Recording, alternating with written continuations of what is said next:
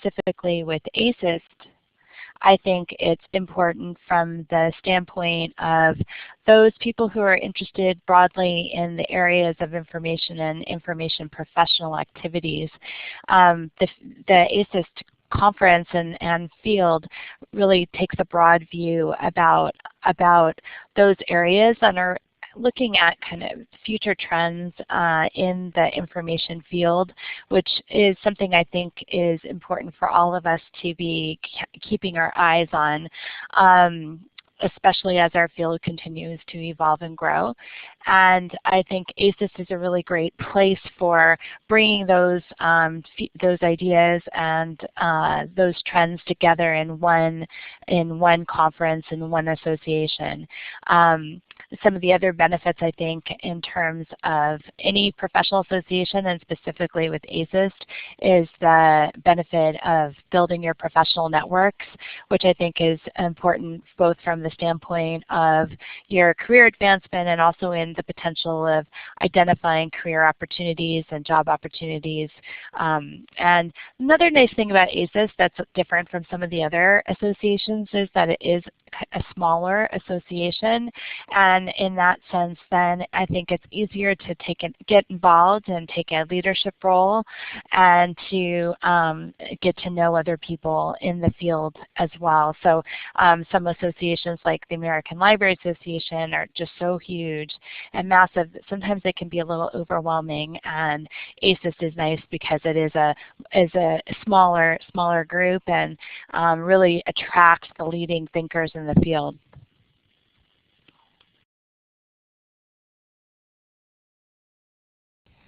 Thank you. That was awesome. So just to recap for some people who came in, we were talking about the role of ASIS as a professional organization for those of us in information professions, and how the broad coverage and inclusion of various subjects and fields allows people to get connected with not just within just library science, and also because it's so much smaller than some of the other professional organizations, it can provide some rich opportunities for networking and leadership opportunities. That was a good summary.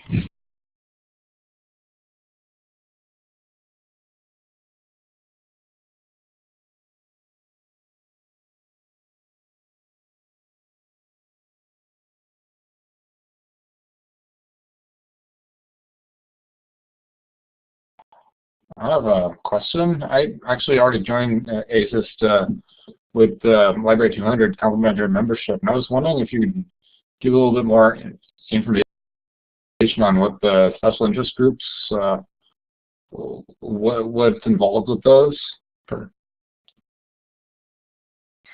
Thanks, Evan. The special interest groups really are just an opportunity for you to connect with other people with similar interests that you may have. And the special interest groups will do a variety of things, and it'll vary depending on the level of activity of each of the special interest groups. But some of the kinds of things that can be involved in that you might get as a result of being part of what a particular special interest group may be. If you do attend the national conference, for example, then there'll be different sessions and panels or events that take place at the conference that are specifically tied to that area of interest. There's also something at the conference called SIG Rush, and that's usually done on the first night of the conference, and is an opportunity for you to go around and talk with different people, representatives of each of the SIGs, kind of an opportunity for you to get familiar with a range of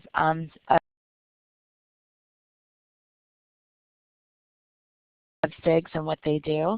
Some of the SIGs have Facebook pages, and so that you'll see some communication or activity related to that. Some will have some sort of newsletters that will come out periodically, and so there may be things related to that. So it just depends on the SIG, and there may be other things as well that might be connected with the SIG. One of the just so you guys know, you may not realize that I'm the chair of a task force actually for ASIS. It's the Information Professionals Task Force, and I was appointed this past year by the current president of the ASIS Association, Diane Sonnenwald. And our objective in the task force is to really advocate for the information professions and information professionals, and so I've been leading a lot of efforts with regard to that. So there's numerous ways to be engaged and involved, and the special interest groups just give people an opportunity to come together to focus on areas of common interest.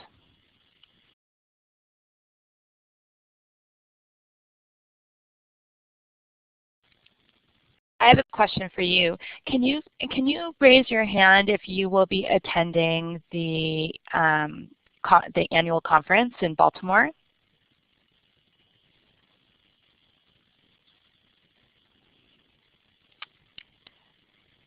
Okay, great. So it looks like one maybe and a couple of people that are going to be there. Because I did want to just talk briefly about that while you're thinking of additional questions that you may have. For me, I did want to say that, first of all, I'm very excited about attending the ASIS conference for a variety of reasons. One, because I can't wait for our student chapter to be recognized at the award ceremony and to accept the award for Best Student Chapter of the Year. I've been so impressed with the activity of this association since it's been reformulated, and it's been very thrilling to see the work that's been done. But I did want to mention a few things for those of you who are either considering going or are going that you might be thinking about going in a future year. Then I wanted to mention just a couple things. One is for those of you who are going, I mentioned that I am chairing the Information Professionals Task Force, and we have a really cool panel that I've organized at the ASIS conference, where we are bringing together 2 deans of other schools who are going to talk about the future of the information professionals in kind of thought leader events that they've held, and they're going to share key takeaways from that, as well as I've invited 3 different employers from different industries to talk about why they hire information professionals, what kinds of things they look for in hiring information professionals. And so that event is going to be on Monday at 1:30, and it's called From Vision to Reality, the Emerging Information Professional. Another thing, and our own Melissa Glickman participated in this last year at the conference when she went, and there is an annual student design competition that they hold at the conference, and Melissa participated in that last year, and her team won, which was really exciting, and so she has a free conference registration for this year. So for those of you who are attending the conference, I want to encourage you to participate in the student design competition. It's a great way to meet other students at other institutions and to start building that professional network and to work on an interesting and challenging project during the conference. Another thing I wanted to mention is at pretty much all the major conferences, our school holds a conference reception for our students, alumni, faculty, and the like. And we are holding at the ASIS conference on the Sunday night from 7:30 to 9:30. We will have a conference reception, so you should be joining us if you are at the conference. And so I think those are the main things. And also that this is the 75th anniversary of the ASIS Association, and so there's a lot of celebrations with regard to that. So maybe they've generated more questions maybe you have some more questions while I've been talking.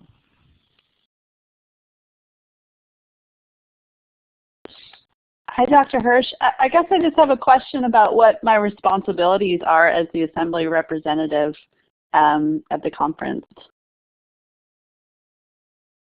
That's a really good question, Amelia. I'm not 100% sure. I think that there's a meeting to attend, and I'm not sure if you've received any information about that.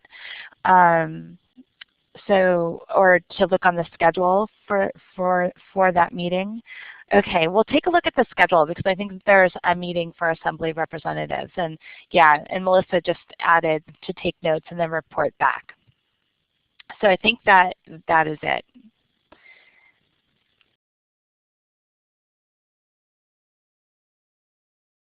Yeah, I think that would be great, Amelia. I hope that you'll be able to do that. And then Amelia, are you the representative that's going and also working at the conference? Perfect. So you'll have those responsibilities as well. And then I will urge you to consider doing the student design competition as well.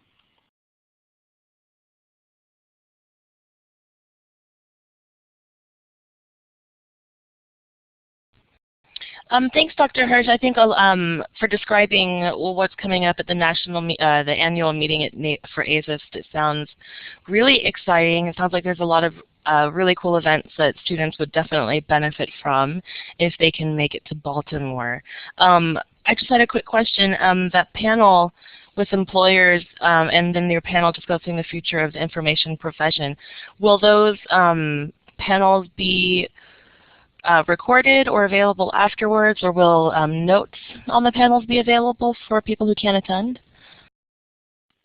Well, the ASIS meetings are not typically recorded, so unfortunately, so I don't believe it will be recorded. However, I have been asked by the bulletin, the ASIS bulletin, they flagged my session and another session that they wanted to feature in the upcoming bulletin. So either I or somebody else will do a write-up of the session. And if Amelia's there, maybe she can help me with that. That would be much appreciated. And to help with the writing up, or maybe Melissa can help me. And then they want to feature it in the bulletin, and that will be a good place to look then for the summary of the meeting, because as I said, it won't be recorded.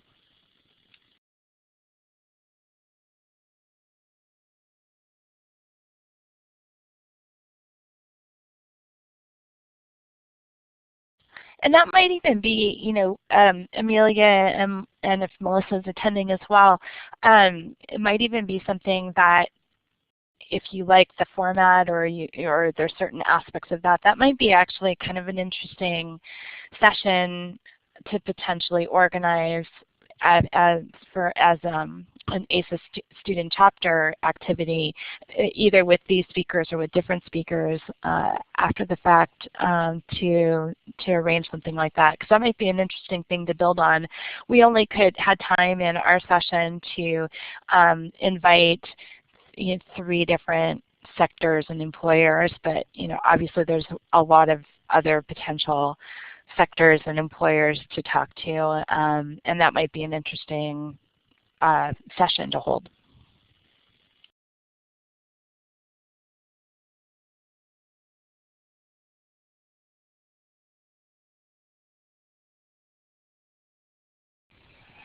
Thanks for that idea, Dr. Hirsh. That sounds really great. I know that that would be a really valuable session for our members and for the SLIS students generally, for anyone who's interested. Hopefully Amelia will make some contacts and perhaps you'd be able to point us in the right direction as far as gathering employers from different industries, as you mentioned. That would be excellent, I think, especially for students graduating without knowing what's happening and needing to be flexible and looking in different areas.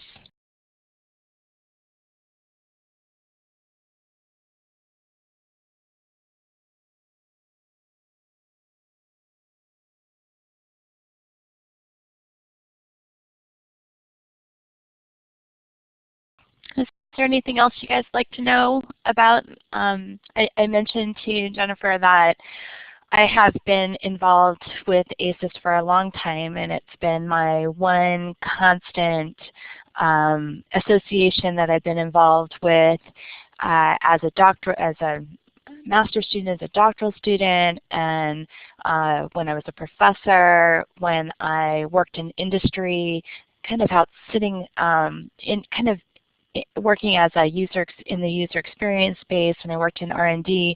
It was the one common thread that I've kept with me throughout my entire career, and it's allowed me to hold a variety of roles and still feel that it was useful and beneficial to be engaged in this association. So it'll be interesting to see how you feel as you engage and embark in your careers in the information professions, and whether it serves in the same kind of role for you as a touch point to the field. It's certainly been a very important association for me personally in my career.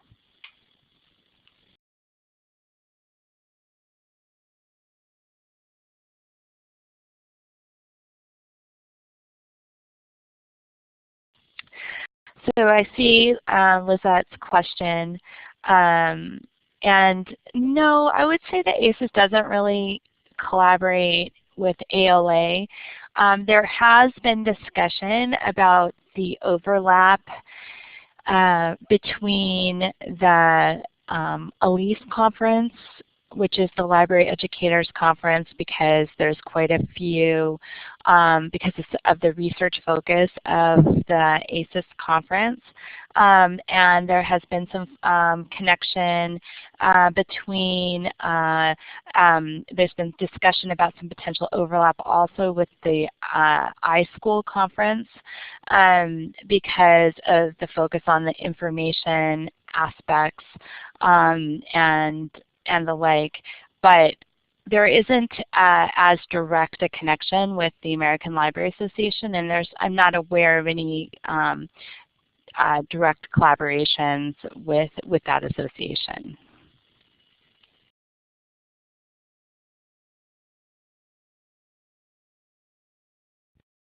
Hi, Dr. Hirsh. I was curious, what other fields are involved with ASIST apart from library science? Because I know it's not solely library science. So I'm curious, what other fields do you see out there that make up a big proportion of this association? Let's say, I mean, I view library and information science all together. So there are probably quite a few people that attend that fall more on the information science side. If you are going to make some distinctions between one versus the other, I'd say that one of the areas that I've been focusing, obviously, with Information Professionals Task Force is really making sure that the association feels is meeting the needs and is welcoming also to practitioners or information professionals that are working in the field as well.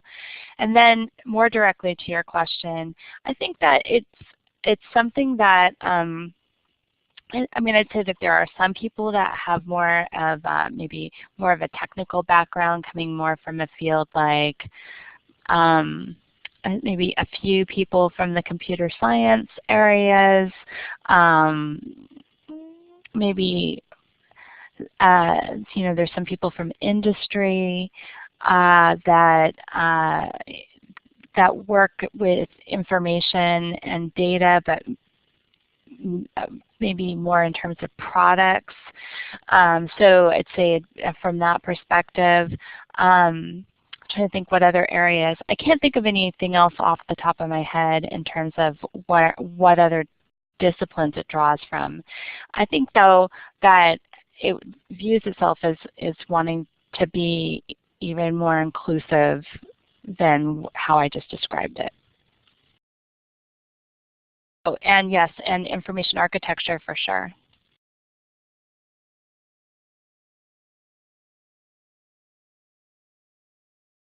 Sure, yeah, publishing, all of those.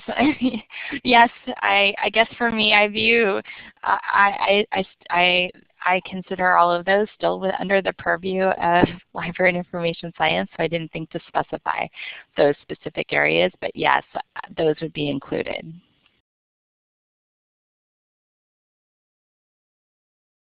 Oh, the question was about what disciplines, what areas are included in that does ASIS draw from, and what, who comes to it.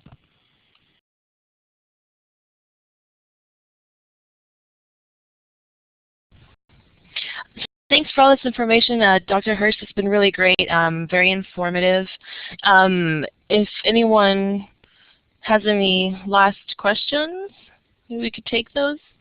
Then I think maybe we'll move on to the chapter business meeting.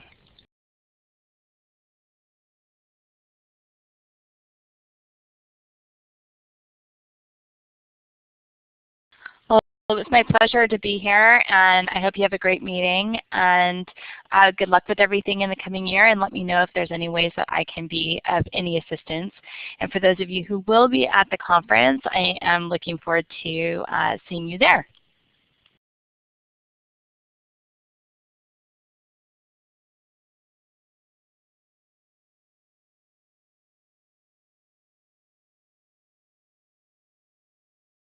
Much, Dr. Hirsh.